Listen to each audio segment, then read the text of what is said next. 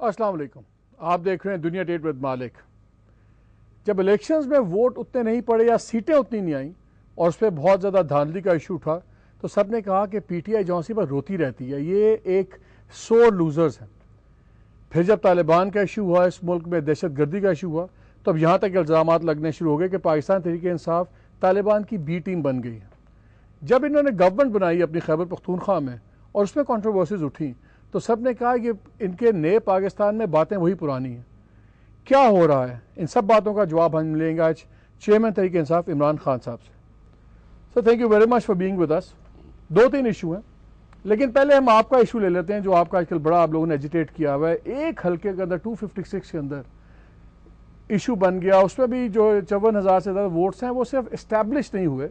ये नहीं आप लोगों ने उसको स्पिन दे दिया कि धांधली हो गई, वो इस्टेब्लिश नहीं हुए और उसके ऊपर आप इस हद तक जा रहे हैं कि हम एजिटेट करेंगे, अगर सुप्रीम कोर्ट से फैसला ना हुआ तो हम सड़कों पे आएंगे सड़कों पे। मालिक, पहले तो इस पर ज़रा क्लियर हो जाए। ये इलेक्शन में जाने से पहले हमें एश्योरिटी दी गई कि ये इलेक्शन जो है इसके ऊपर फिंगर प्रिंटिंग करवाई जाएगी और वेरिफिकेशन होगी फिंगर प्रिंटिंग से।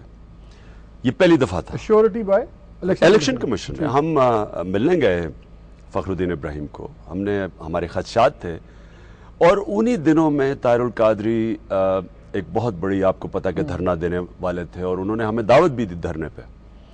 ताहिरुल कादरी का ये मौक़िफ़ था कि इस मुल्क के अंदर जिस तरह की इलेक्शंस होती हैं, फ्री एंड फेयर इलेक्शन हो नहीं सकती और ईमानदार लोग ऊपर नहीं आ सकते, क्योंकि जो धांधली करने वाले हैं उनको कोई पकड़ता नहीं है, वो आराम से धांधली करके इलेक्शन जी जाते हैं और इस मुल्क में हकीकी जमहूरियत नहीं आ सकती। हमें उन्होंने दावत दी। हमारी पार्टी में से बड़ा प्रेशर था, हमारा जो यूथ था वो सारा चाहता था कि निकले, क्योंकि सारी कौम चेंज चाह रही है, तब्दीली चाह रही है।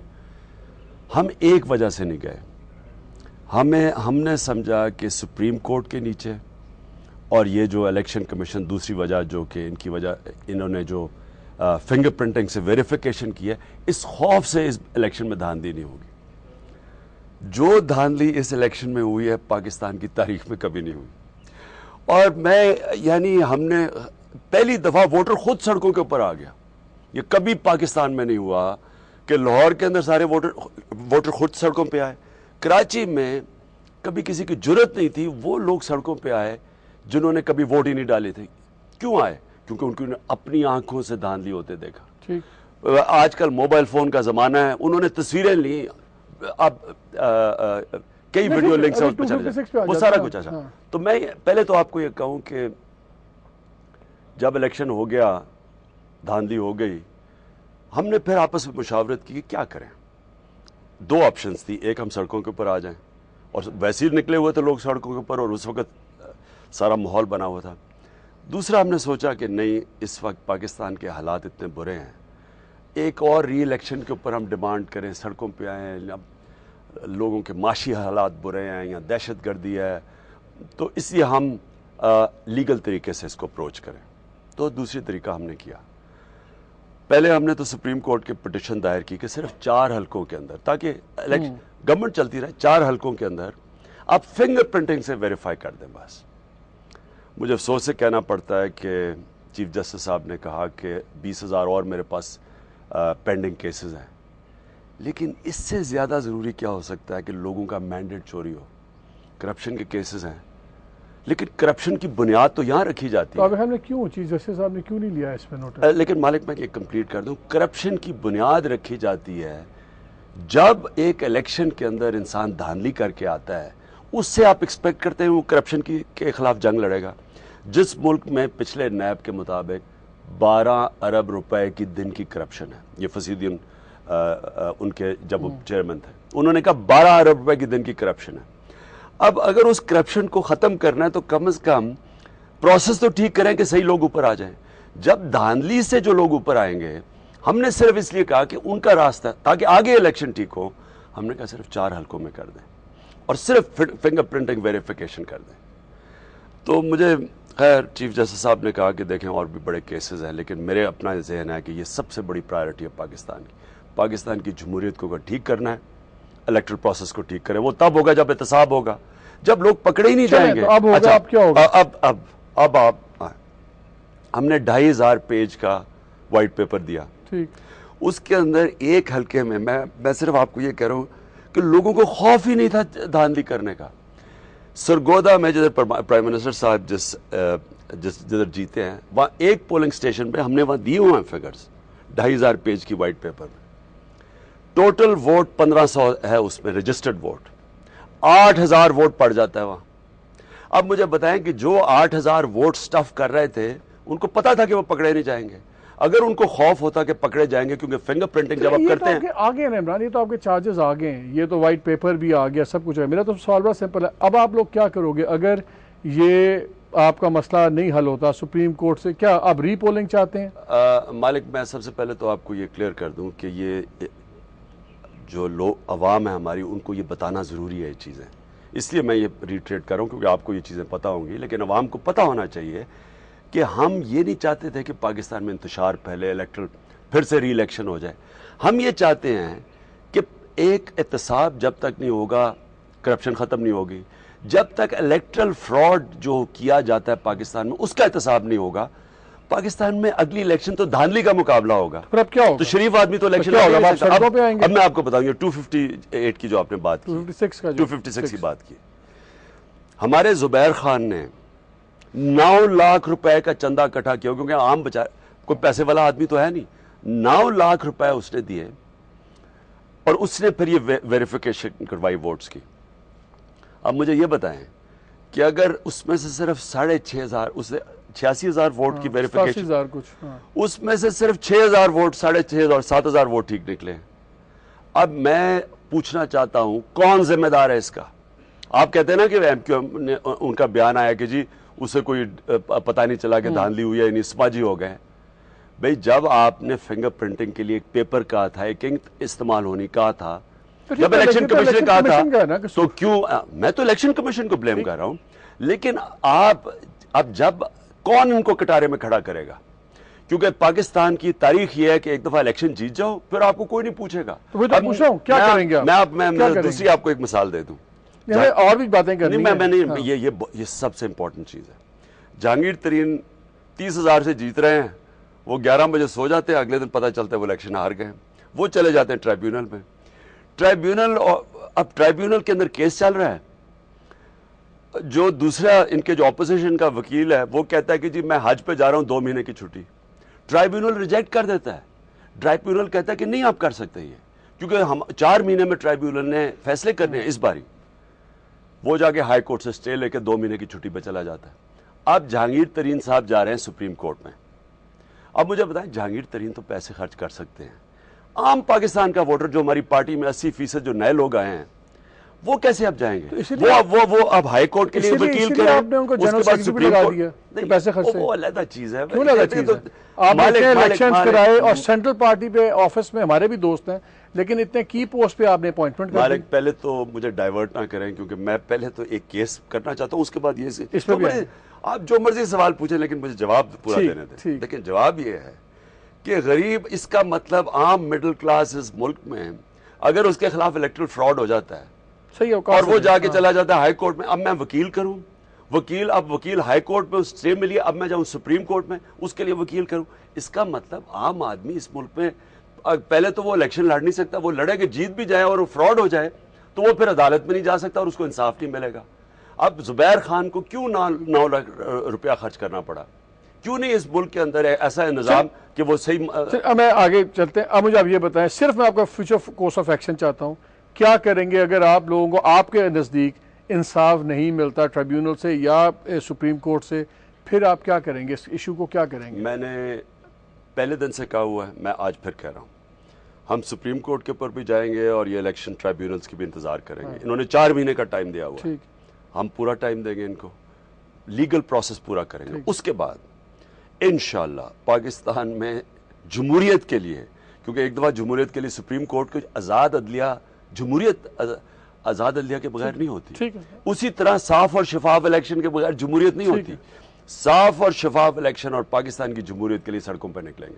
میں آپ کو جدھر تک ہو سکے سڑکوں پہ نکلے, کیا کریں گے؟ پروٹیسٹ, ہمارا رائٹ ہے پروٹیسٹ کرنا. کیا مانگیں گے؟ ہم ڈیمانڈ کریں گے کہ اس ملک کے اندر یہ ٹرانسپیرنٹ احتساب کریں, 4 حلقوں, ابھی تو ہم نے 4 حلقوں کا کہا ہے, وہ پھر ہم اپنے پورے 64 حلقوں کا کہیں گے کہ احتساب کریں گے, 4 کا نہیں کر سکتے.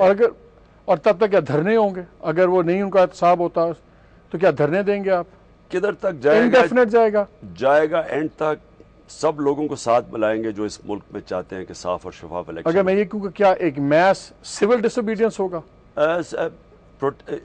جس طرح کا پروٹیسٹ ہوگا وہ تو پروٹیسٹ تو ہوگا, کیسا ہوگا وہ ہم آپ آہستہ آہستہ آپ کو بتائیں گے. لیکن میں یہ آپ کو کہہ رہا ہوں کہ ہم نے اگلا الیکشن اس طرح کے الیکٹرل سسٹم سے نہیں ہونے دینا. چلیں اب آ جائیں, ایک بات ہم نے درمیان میں رہ گئی تھی. بڑا آپ کی پارٹی کے اندر آف دا ریکارڈ لوگ بڑی باتیں کرتے ہیں کہ جی باقی تو سارے الیکشنز کروا دیے. میرے بھی دوست ہیں جاگیر ترین بڑے اچھے, شاید وہ ناراض بھی ہوں اس سوال سے, بٹ آپ نے اتنے کی پوسٹ پہ اپنی مرضی سے اپوائنٹمنٹ کر دی, یہاں پہ الیکشنز نہیں, وہ کیوں نہیں, کہاں گیا سارا؟ اصل میں الیکشنز پارٹی میں ہوئے, ہمارے جو سیکرٹری جنرل الیکٹ ہوئے وہ پروونس کے چیف منسٹر بن گئے کے پی کے اندر. اور اب کیونکہ لوکل باڈی الیکشن آ رہا ہے, لوکل باڈی الیکشن سے پہلے ہمارے پاس اب ٹائم نہیں کہ پارٹی میں پھر سے الیکشن کروائیں, اور پہلے ہم لوکل باڈی الیکشن لڑیں گے, اس کے بعد پھر ہمارا ہے کہ ان پوزیشنز کے اوپر الیکشن کروائیں گے. اس دوران جو سب سے میں سمجھتا تھا میرے ذہن میں جو سب سے بہتر پارٹی کو آرگنائز کر سکتے ہیں وہ جہانگیر ترین ہے. لیکن الیکشن کروائیں گے الیکشنز کے بعد, لوکل باڈیز کے فوراً اس کے بعد پھر ہم الیکشن کروائیں گے. لیکن لوکل باڈیز تک پارٹی ہم نے آرگنائز کرنی ہے. ہمیں موقع ملا نہیں صحیح طرح پارٹی آرگنائز کرنے کا, کیونکہ ہمارا الیکشن اتنا لمبا چلا گیا, پھر جنرل الیکشن آ گیا, اور اس کے بعد اب تو اس لیے سب سے میرے خیال میں, اور پارٹی نے مجھے مینڈیٹ دیا اس چیز کا, پارٹی سے میں نے مینڈیٹ لیا, اور میں سمجھتا ہوں کہ وہ سب سے مینڈیٹ باقیوں کو بھی ملتے ہیں, لائف لانگ پریزیڈنٹ بن جاتے ہیں, لائف لانگ سب کو پارٹیز مینڈیٹ دیتی ہیں. یہ مینڈیٹ ہم نے پہلے بھی دیکھے ہیں. پارٹیز کے اندر کوئی الیکشنز نہیں ہوتے, وہ فیملیز کے اندر بھی الیکشن, فیملی پارٹیز ہے, ٹیک اے ورڈ آن اٹ کہ ہو جائے گی الیکشن. الیکشن تو ہمارا ہوگا, اور انشاءاللہ الیکشن اب جو ہم نے سیکھا ہے اب وہ پاکستان کے لیے, اس میں ہم نے بڑی غلطیاں بھی ہمارے سے ہوئی, ہونی تھی, پہلی دفعہ الیکشن تھا, لیکن انشاءاللہ اگلا الیکشن زبردست کریں گے. یہ مجھے بتائیں, ایک بہت ایشو ہے وہ ہے لا اینڈ آرڈر کا, اور وہ جڑا ہوا ہے دہشت گردی کی جنگ سے. اس پہ آپ اخبارات لکھ رہے ہیں, ایڈیٹوریل لکھ رہے ہیں, کچھ نے تو یہاں تک ایک ایڈیٹوریل لکھ لیا کہ اگر عمران خان نہ ہوتے تو ہمارے جوکس ہی کریک نہ ہوتے اس ایشو کے اوپر, تھینکس ٹو ہز کنفیوژن ہم جوکس بھی کریک کر رہے ہیں اس ایشو پہ. یہ مجھے بتایا, آپ نے بھی ایک انٹرویو میں کہا کہ 14 سے 18 بڑے گروپ ہیں, 20 چھوٹے گروپ ہیں. اچھا باتیں شروع ہو جائیں تو پھر پتہ لگ جائے گا کہ کون اچھا ہے, کون برا ہے, کون پیرول پہ ہے. آپ اندھیرے میں گولیاں چلا رہے ہیں, آپ کو کچھ اندازہ ہے کس سے بات کرنی ہے, کیا بات کرنی ہے, مطالبے ان کے کیا ہیں, کہ آپ total you are confusing people. مالک کنفیوز تو ابھی آپ نے جو بات کی ہے یہ لوگوں کو کنفیوز کرتی ہے. میں تو کبھی بھی کنفیوز نہیں تھا, میں تو پہلے دن سے کلیئر تھا, پہلے دن سے کلیئر تھا کہ امریکہ کی جنگ میں جانا نہیں چاہیے تھا. آج میں یہ جب پڑھتا ہوں ان لوگوں کو, یہ پتہ نہیں کون سے لوگ ہیں جو کہہ رہے ہیں کہ یہ ہماری جنگ تھی. مجھے یہ بتائیں کہ ان کو پتہ ہے کہ یہ جنگ شروع کیسے ہوئی, ہم کیسے پڑھے ہیں, ہمارا کوئی لینا دینا تھا 9/11 سے, ہمارا کوئی وہ دہشت گردوں میں کوئی پاکستانی تھا, کوئی القاعدہ پاکستان میں تھی, اگر طالبان افغانستان میں تھے اور اگر انہوں نے القاعدہ کو وہاں ہاربر بھی کیا ہوا تو پاکستان کا کیا اس میں تھا. میں اس میٹنگ میں تھا, میں پھر سے بتا رہا ہوں, جنرل مشرف نے اے پی سی بلائی, اس اے پی سی میں تھا اور کئی اور جو اس آخری اے پی سی میں لوگ بیٹھے تھے, ہم سارے اس اے پی سی میں تھے.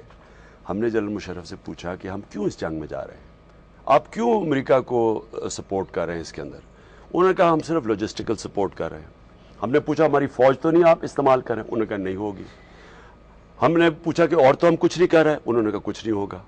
لیکن ہم نے کہا کہ ہم کیوں نہیں نیوٹرل رہ رہے.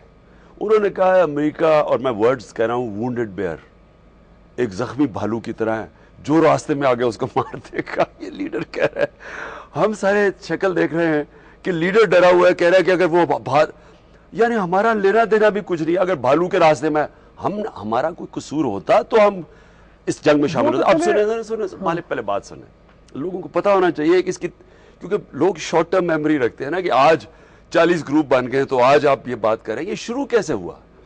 پہلے لاجسٹک سپورٹ دی, پھر بیسز دیے, پھر یہاں ایف بی آئی پہنچ گئی, پھر یہاں ریمنڈ ڈیوسز پہنچ گئے, بلیک واٹر پہنچ گئی, پھر کرتے کرتے ان کے پریشر میں اپنی فوج بھیج دی وزیرستان میں. پہلے کہا جی یہ صرف جاری ہے وزیرستان میں بارڈر سیکیور کرنے کے لیے, پھر آپریشن شروع ہو گئے, پھر جھوٹ بولا جو آپریشن میں مارا جائے، کہا جی وہ کہ فورن ملیٹنٹ ہے. یہ امپریشن دیا گیا کہ یہ صرف فورن ملیٹنٹس کے خلاف ہماری فوج چلی گئی ہے. پتہ جھوٹ، سب جھوٹ کے اوپر. پتہ چلا بعد میں کہ اپنے لوگوں کو مار رہے ہیں، بمباری کر رہے ہیں گاؤں میں، اور یہ سارا کچھ ہمارے سامنے ہوا. یہ شمالی پکڑے یہ اپنے لوگ تھے جو آج بھی مجھے بتائیں بیت اللہ مسعود کوئی ازبیک ہے، حکیم اللہ مسعود کوئی چیچن ہے. تو یہ بڑے اچھے لوگ ہیں، یہ ٹھیک، یہ نظریاتی لوگ ہیں. اچھے برے لوگوں کی بات نہیں کر رہا، یہ اپنے لوگ ہیں. غلط لوگ ہیں جو ہمارے لوگوں کو، عورتوں بچوں کو بازاروں میں مار رہے ہیں، اپنے لوگ ہیں. دیکھیں مالک، یہ ڈرامٹائز نہ کریں. کیوں ڈرامٹائز؟ میں تو آپ کو سمجھا رہا ہوں. لیجٹمائز کر رہے ہیں میں، آپ لیجٹمائز کر رہے ہیں ان کو. مالک میں کوئی چیز ایکسپلین کر رہا ہوں، ایک تاریخ بتا رہا ہوں. ٹھیک ہے، آپ اس کے اوپر ویلیو ججمنٹ پاس کر رہے ہیں کہ یہ اچھے برے ہیں. میں اچھے برے تو کہہ ہی نہیں رہا. میں تو کہہ رہا ہوں کہ یہ شروع کیسے ہوا. اگر آپ یہ نہیں دیکھیں گے کہ ہم کیسے اس دلدل میں پھنسے ہیں، آپ نکلیں گے کیسے اس میں سے. آپ جیسے لوگ اور جو بھی تنقید کرنے والے کہ جی ملٹری آپریشن کرتے رہے تو 9.5 سال سے کیا کر رہے ہیں ہم. کیا قبائلی اور ٹیررسٹوں کے اندر، قبائلی ٹیررسٹ اور قبائلی میں بڑا فرق ہے؟ دو چیزوں کو کنفیوز تو نہ کریں آپ. میں ان دونوں کو کنفیوز نہیں کر رہا. میں صرف یہ آپ کا سوال کا جواب دے رہا ہوں کہ اگر قبائلی ٹیررسٹ بھی ہیں تو قبائلی چیچن یا ازبیک تو نہیں ہے. آپ نے مجھے انٹرپٹ کر کے کہا کہ یہ ازبیک اور ٹیررسٹ بھی وہی ہیں. میں آپ کو یہ کہہ رہا ہوں کہ اس بہانے کے ازبیک اور ٹیررسٹ کے بہانے آپریشن شروع ہوئے، کولیٹرل ڈیمیج کیا گیا، اپنے لوگوں کو اکسایا گیا جو کھڑے ہو گئے اپنے خلاف، اور وہ پھر دہشت گرد بن گئے. بریک کے بعد آگے اسی بات کو آگے چلائیں گے اور خان صاحب سے یہی پوچھیں گے کہ ان کا جو ٹوٹل ویو آج میں چاہتا ہوں کلیئر ہو کہ اس وار آن ٹیرر کو ہم کس طرح ڈیل کریں. ہمارے ساتھ رہیے گا.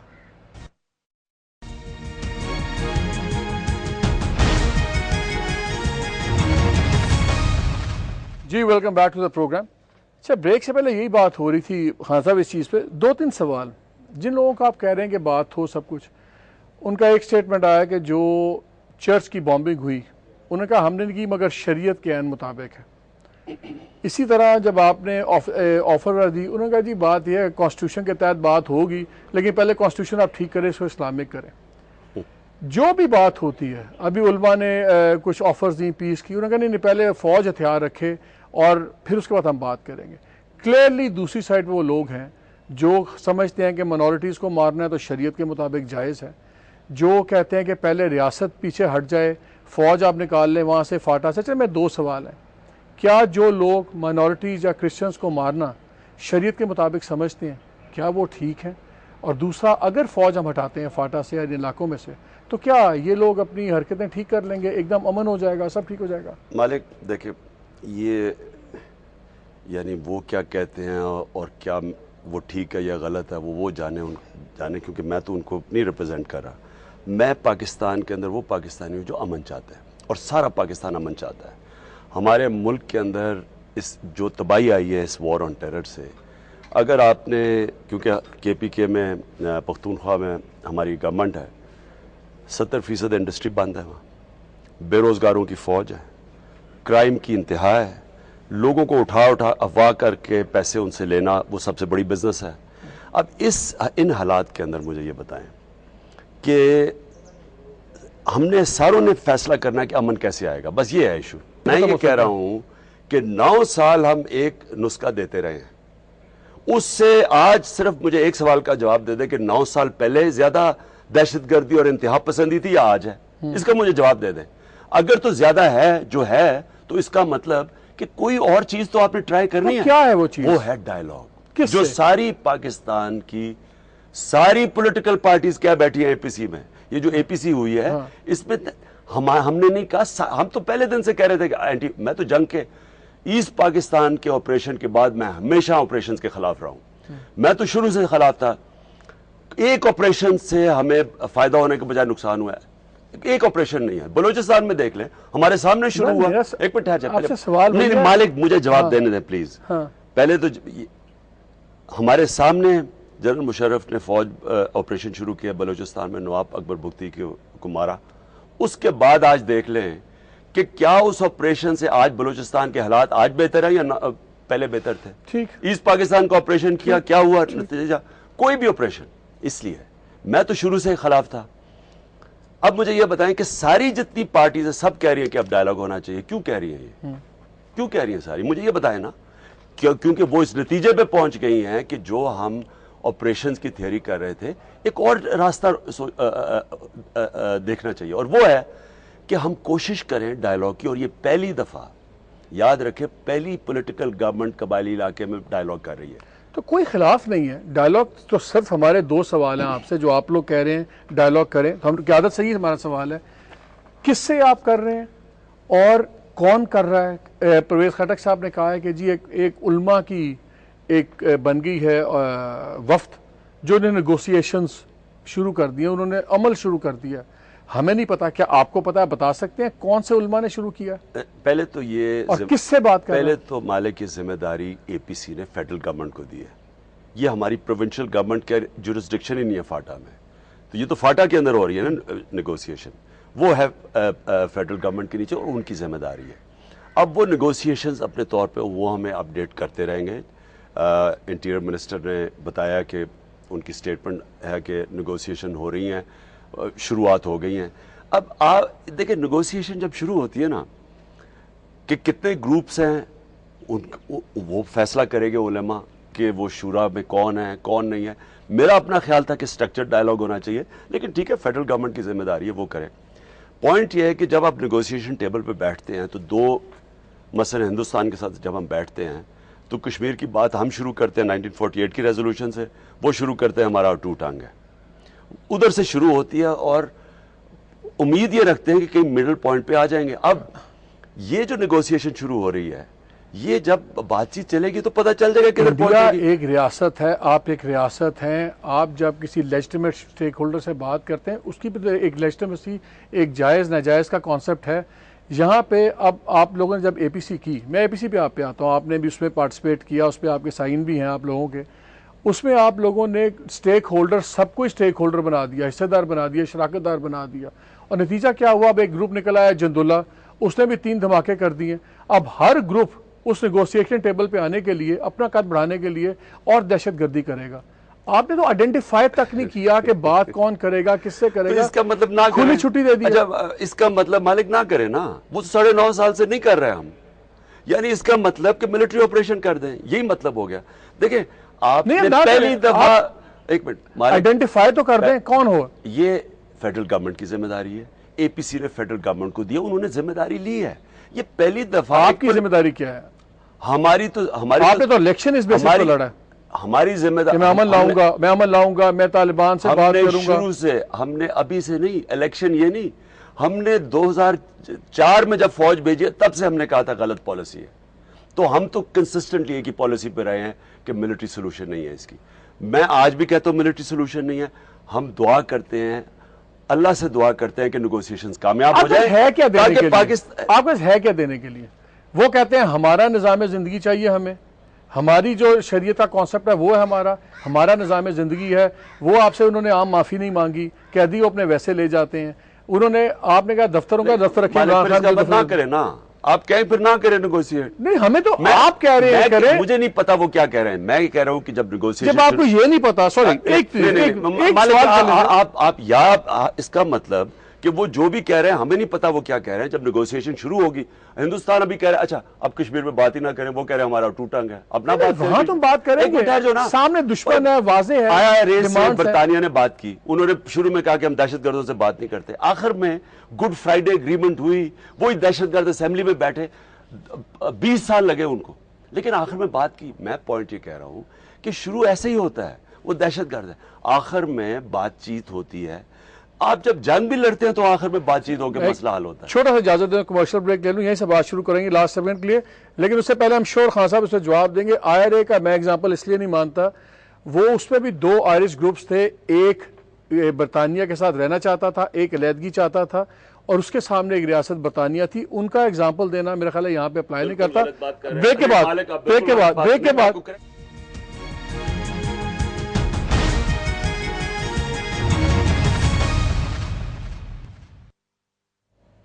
جی welcome back to the programme. چلیں بریک میں تو بھائی بہت گرما گرم بحث ہو گئی. مجھے اب اتنا صرف بتا دیں, اسپیسیفکس پہ ہمیں بتا دیں کہ اگر نیگوسیشنز نہیں ہوتی کامیاب, جس فارم میں بھی چھوڑ دیں, پھر کیا ہے؟ پھر آپ forceful action. پھر ہم مالک صاحب کو بھیجیں گے کہ مالک صاحب جا کے بات کریں. اگر ہم فیل ہو جاتے ہیں ہم پھر آپ کو بھیج دیں. نہیں ہم تو نہیں ہے نا, آپ مجھے بتائیں اگر نہیں فیل ہو, ہم کہیں گے کہ مالک صاحب جا کے بات کریں اور شاید مالک صاحب کامیاب ہو جائے ادھر ہم فیل ہو گئے. آپ پھر سپورٹ نہیں کریں گے ایک آرمی ایکشن کو؟ نہیں, میں تو مالک کو کہوں گا کہ مالک جا کے سالو کرے. آپ تو ناراض ہو جاتے ہیں آپ سے سوال. میں تو کہوں گا مالک ایشو سالو کرے جا کے. مالک تو نہیں سالو کر سکتے. نہیں, مالک سے کروانا. آپ کی پارٹی ہم نے کروانا ہی آپ سے ایشو سالو ہے. چلیں, you don't want to talk about it, that's your prerogative. Clearly ہمارے تو 2-3 سوال یہی تھے آپ سے. ٹاک کیا, سارا انٹرویو لگ گیا. آپ کو سیدھی 2 آپشن ہے, یا ملٹری آپریشن کرو یا ڈائلاگ کرو, اور تیسری کوئی آپشن ہے؟ اب ڈائلاگ کے اوپر ساری پولیٹیکل پارٹیز فیصلہ اگر فیل ہو جائے, اگر فیل ہو جائے تو پھر دیکھ لیں گے. ابھی پہلے اس کو چانس تو دو, ابھی تو شروع بھی نہیں ہوا. یا یہاں بیٹھے ہوئے ہیں امریکہ کے پالتو لوگ جن کا صرف کام یہ ہے کہ ماری جاؤ, آپس میں لڑی جاؤ اور ڈو مور کرتے جاؤ. فوج کو کوشش نہیں کر رہی, بیچاری فوج قربانیاں دیتی رہنی جی, وہ کوشش پوری نہیں کر رہی. یعنی یہ کوئی سینس بنتی ہے؟ 4 بیچارے جنرل ان کے شہید ہو گئے, 10,000 لوگ معذور ہو گئے ہیں, لیکن نہیں ابھی فوج کوشش نہیں کر رہی. اور اب وہ شاید آپ کوشش کرے گی. یہ تو امریکنوں کا کہنا ہے. امریکہ چاہتا تھا کہ پاکستان یہاں پھنسا رہے, ہم انگیج کریں تاکہ وہ وہاں جا کے نہ لڑیں. یہ ان کے, اور وہ مقصد پورا کرنے کے یہاں لوگ بیٹھے ہوئے ہیں کہ ڈائلاگ نہ کرو. کوئی دنیا میں ملک ہے جو کہ ڈائلاگ کس سے ڈرتا ہے؟ ہمیں کس چیز سے ڈر ہے؟ ڈائلاگ فیل ہی ہو جائے گا. کوشش تو کریں. یہ پہلی دفعہ پولیٹیکل گورنمنٹ کوشش کر رہی ہے. ابھی تک کہ کوئی 9 سال ہو گئے کوشش نہیں کی. تو پھر اس کے بعد سیکنڈ بگیسٹ ایشو بن جاتا آپ کا اکانومی کا, معیشت کا. وہ تو آپس میں جڑے بھی ہوئے ہیں, لیکن اس میں آپ کوئی رول پلے نہیں کر سکتے, آپ فیڈرل گورنمنٹ میں تو نہیں ہے. مالک بات یہ ہے کہ اس وقت دہشت گردی سے بڑا عام آدمی کا ایشو ہے مہنگائی. یہ سب سے بڑا ایشو ہے. جس طرح کی مہنگائی آئی ہے, لوگ مجھے تو نہیں پتا کہ لوگ کیسے گزارا کرتے ہیں. مجھے اپنا پتا ہے کہ میں اکیلا آدمی رہتا ہوں, میرے خرچے دگنے ہو گئے ہیں. اب سوچیں مڈل کلاس لوگ اور تنخواہ دار طبقہ کیسے گزارا کرتا ہے. اور یہ ہونا ہی تھا کیونکہ اس گورنمنٹ نے بجائے کرپشن کو ایک ٹارگٹ بنانا اور ٹیکس کلیکشن, امیروں سے پیسے اکٹھے کرنا, جو پیسے دے سکتے ہیں اس کلاس سے, انہوں نے سارا بوجھ انڈائریکٹ ٹیکسز یعنی عوام پہ ڈال دیا ہے. اور سب سے آسان طریقہ ہے کہ چیزیں مہنگی کرتے جاؤ اور پیسہ اکٹھا کرتے جاؤ. تو میں صرف یہ کہہ رہا ہوں کہ جو یہ ان کی پالیسیز ہیں, جو پالیسیز ابھی ہیں, اس سے جو مہنگائی آنے والی ہے یہ پاکستانی کام برداشت نہیں کر سکتے. اس پہ کیوں نہیں آپ لوگ ایجوٹیشن پہ آئے؟ اس پہ کیوں نہیں آپ اسٹریٹس کی بات کی؟ آپ صرف اپنی پاور پالیٹکس پہ تو آپ تیار ہیں سڑکوں پہ آنے پہ, جو لوگوں کے ایشوز ہیں اس پہ کیوں نہیں آتے؟ وہ پاور پالیٹکس نہیں ہے. میں اسی سے کنیکٹ کرتا ہوں. کرپشن سب سے بڑا, پھر سے جو فصیح بخاری تھے انہوں نے کہا, ان کو نیب نے ایسٹیمیٹ کیا 12 ارب روپے کی دن کی کرپشن ہے. اب صرف اس کو اگر آپ ڈیل کر رہے ہیں, ٹیکس کی چوری اور کرپشن, اس کو آپ ڈیل کر لیں, اس کو ٹھیک کر دیں, تو آپ کو عوام کے اوپر بوجھ نہ ڈالنا پڑے کہ ہر روز چیزیں مہنگی ہوتی جا رہی ہیں. اب کرپشن سے ڈیل نہیں کرتے, اور اس پہ سب سے بڑی ٹیکس ایویژن ہے جو کہ پیسے والے لوگ ہیں. 30 لاکھ لوگوں کا نادرا کے پاس ڈیٹا ہے جو ٹیکس نہیں دیتے. اب ان لوگوں کو ٹیکس نہیں کرتے, اس کا سارا بوجھ کرپشن کا اور ٹیکس کی چوری کا عوام پہ ڈلتا ہے, وہ مہنگائی کے ذریعے. اب میں یہ کہہ رہا ہوں کہ الیکشن کے فراڈ میں جو لوگ دھاندلی کر کے الیکشن کر کے آتے ہیں, ان سے امید لگائیں گے کہ وہ کرپشن ختم کریں گے, اور اگر کرپشن نہیں ختم ہوتی تو مہنگائی نہیں رکتی. تو اب نیب بھی تو ریوائیو ہو رہا ہے.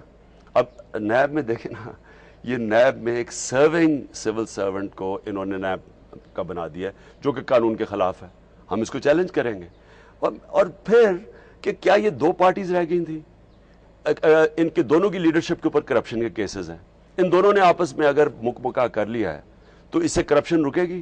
کرپشن تو تب رکے گی جب کہ نیب کا ایک کریڈیبل چیف ہو جو آزاد ہو. لیکن اگر آپ سسٹمز کی بات کرتے ہیں, سسٹمز میں پروسیجرز میں بڑا کلیئر ہے, leader of the house, leader of the opposition, prime minister, leader of the opposition, ان میں کنسلٹیشن ہو گئی, بات ہو گئی, مکمکا.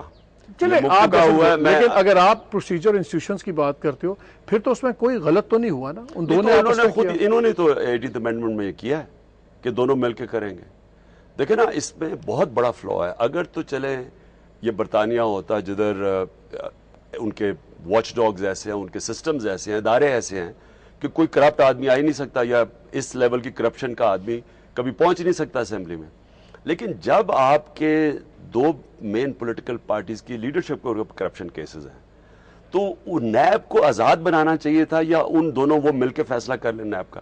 اب ہماری دوسرے نمبر پہ ہم نے سب سے زیادہ ووٹس لیے. ہمیں نہیں پوچھنا تھا, یعنی کوئی کنسلٹیٹو پروسیس ہوتا, کسی کو پوچھنے, یعنی ہمارا کوئی نہیں رول تھا اس کے اندر. تو کے پی کے میں کیا کریں گے جو پروونشل جو سا سیٹ اپ ہے؟ دو چیزیں ہیں. کے پی کے پہ گورننس پہ بات کر لیں. آپ لوگوں نے, آپ کو یاد ہے الیکشن میں آپ کہتے تھے کہ لینر گورنمنٹ, ایکسپینڈیچرز کم کریں گے, سب کچھ کم کریں گے.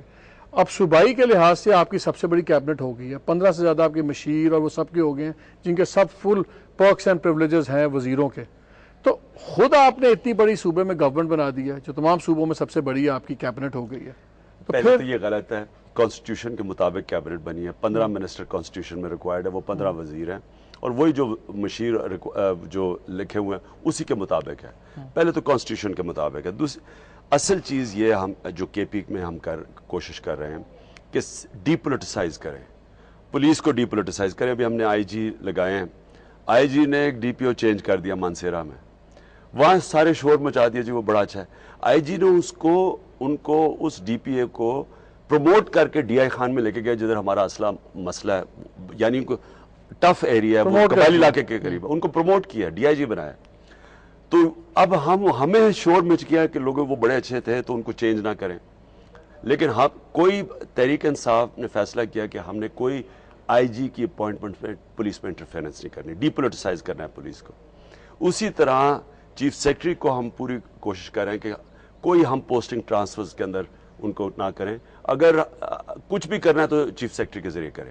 اسی طرح جو ہم اب نیب, اب ہمارا جو احتساب کا ہیڈ آئے گا, انشاءاللہ آپ دیکھ لیں گے کہ ان کی کوالٹی اور وہ کیسے ان کی سلیکشن ہوگی, اور وہ آپ دیکھ لیں گے کہ وہ کیا وہ غیر جانبدار ہیں یا یہ جو نیب کا ہیڈ بنایا انہوں نے یہ غیر جانبدار ہے. یہ ایک آپ کی پارٹی میں بہت بڑی شکایت ہے, اور وہ پھر اگین اسی لا اینڈ آرڈر پہ آ جاتی ہے کہ آپ کے تو قائدین جون سے ہیں وہ تو جو وکٹمز ہیں ان کے جنازوں تک پہ نہیں جاتے. تو آپ لوگوں نے اسٹانس کیا لینے. ابھی ایک ایگزامپل دی کہ جو ایک ہی خاندان کے 18 لوگ شہید ہوئے قصہ خانی کے اندر, تو وہاں پہ شیرپور صاحب کے صاحبزادے گئے ہوئے تھے, جماعت اسلامی کے رہنما گئے ہوئے تھے, آپ کی پارٹی کا کوئی نہیں گیا ہوا. ہماری عائشہ گلالے وہاں پہنچی ہیں, انہوں نے انٹرویو دیا. کوئی آپ کے وزیر, وزراء, سینئر لوگوں میں سے کوئی نہیں جاتا. اور سمبلزم بڑا ضروری ہے, لوگ کہتے ہیں آپ لوگ سمبلزم میں نہیں کرتے. ٹھیک ہے یہ بات, لیکن جو کیشن کر رہے ہیں اب اے این پی کے پہنچ جاتے ہیں وہاں جا کے اور کیشن کرتے ہیں, اس سے تو ٹیررزم نہیں رکنے لگی. ٹیررزم تو تب رکے گی جب آپ اس کا حل ڈھونڈیں. اب ان کے دور میں اب اے این پی کے وہ بلور صاحب جاتے ہیں اور وہاں کھڑے ہو کے کہتے ہیں کہ اور پھر ان کے ایک اور جا کے وہاں لیڈی ریڈنگ ہاسپٹل کے باہر پورا ایک توڑ پھوڑ شروع کروا دیتے ہیں. ان کے دور کے اندر 170 اٹیک ہوئے تھے ایک سال میں. ایک سال میں لیڈی ریڈنگ ہاسپٹل میں 250 دفعہ لوگ آئے ہیں بم دھماکوں سے 5 سالوں میں. ہم نے تو کبھی ایسے نہیں کیا کہ وہاں جا کے لوگوں کو اکسایا اور وہاں توڑ پھوڑ کی. تو یہ کیشن یہ کر رہے ہیں. ہم انشاءاللہ ایک پورے اپنا ایک سیکیورٹی پلان بنا رہے ہیں. یہ جو نئے آئی جی آئے ہیں ناصر دورانی, یہ پورا ایک سیکیورٹی پلان بنا رہے ہیں پشاور کو سیکیور کرنے کے لیے. اور کوشش یہ اس لیے جو بات اب جب کہہ رہے تھے ڈائلاگ کی, لیکن سب سے زیادہ متاثر ہے اس وقت پختونخوا. پشاور کے 3 طرف 30-30 منٹ دور قبائلی علاقہ ہے, تو کوئی بھی واردات کر کے وہاں سے جا سکتا ہے. تو پشاور کے لیے, پشاور اور کے پی میں سب سے زیادہ خطرہ ہے اور دہشت گردی کا. اس لیے ہمارے سب سے زیادہ جو امن چاہتے ہیں وہ کے پی کے لوگ چاہتے ہیں. اور اس لیے کسی کے پاس عمران اس وقت کسی کے پاس پاکستان میں کوئی جامع منصوبہ ہے اس دہشت گردی سے ڈیل کرنے کا کہ سب امید پہ چل رہے ہیں کہ چلیں وہ بات کر لیں گے تو کوئی اچھا ہو جائے گا؟ کسی کے پاس ایک کاؤنٹر ٹیررزم جامع منصوبہ ہے انکلوڈنگ یو؟ میں سمجھتا ہوں کہ ڈائلاگ جو ہے وہ سب سے زیادہ ضروری ہے. میں سمجھتا ہوں کہ یہ ملٹری آپریشنز جو ہیں یہ کاؤنٹر پروڈکٹیو ہوتے ہیں. ملٹری آپریشن تو تب کامیاب بھی تب ہوتا ہے جب وہ ایک پولیٹیکل پروسیس کا حصہ ہو. جب آپ کے پاس ایک کوئی سوچ ہو کہ آپ نے کیسے, ملٹری آپریشن بھی کامیاب ہوتا ہے تو پولیٹیکل پروسیس ہونا چاہیے. لیکن سوات کے بعد سوات آپریشن کامیاب آپریشن سمجھا جاتا ہے.